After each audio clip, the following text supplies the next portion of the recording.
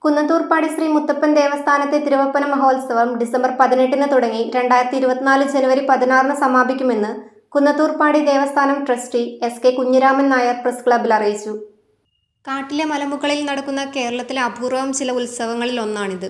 കഴിഞ്ഞ വർഷത്തെ തിരുവപ്പന ഉത്സവത്തിനു ശേഷം ആൾപ്രവേശനമില്ലാത്ത പാടിയിൽ പുല്ലും ഈറ്റയും ഓലയും ഉപയോഗിച്ച് താൽക്കാലിക മടപ്പുര നിർമ്മിച്ചു. പാടിയിൽ പണി എന്ന പേരിൽ അറിയപ്പെടുന്ന ചടങ്ങാണിത്. 18-ന് രാവിലെ മുതൽ താഴെ പൊടിക്കളത്തെ മടപ്പുരയിൽ തന്ത്രി പേർക്കിളത്തില്ലത്ത് സുബ്രഹ്മണ്യൻ നമ്പൂതിരിപ്പാടിന്റെ കാർമ്മികത്വത്തിൽ ഗണപതി ഹോമം, ശുദ്ധി, പാസ്തുബലി, ഭഗവതി സേവ, ഉഷപൂജ, നവകം, ഉച്ചപൂജ, ദീപാരാധന എന്നീ ചടങ്ങുകൾ നടക്കും. കോമരം ഉറിഞ്ഞുതുള്ളി പൈൻകുറ്റി വെച്ച ശേഷം അഞ്ചില്ലം അടിയാന്മാർ പാടിയിൽ പ്രവേശിക്കും. പാടിയിൽ പ്രവേശിച്ച ശേഷം തന്ത്രിയുടെ കാർമ്മികത്വത്തിൽ ശുദ്ധി, കലശപൂജ എന്നിവ നടക്കും. തുടർന്ന് അടിയന്തരം തുടങ്ങാൻ തന്ത്രി അനുവാദം നൽകും. ഉത്സവകാലത്ത് ഭക്തർക്ക് 24 മണിക്കൂറും പാടിയിൽ പ്രവേശിക്കാം. ദിവസവും ഉച്ചയും രാത്രിയും താഴെ പൊടിക്കളത്ത് വെച്ച് അന്നദാനം ഉണ്ടായിരിക്കും.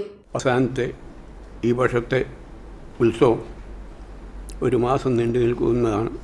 ഡിസംബർ 18 മുതൽ ജനുവരി 16 വരെയാണ്. തിങ്കളാഴ്ചയാണ് തുടങ്ങുക.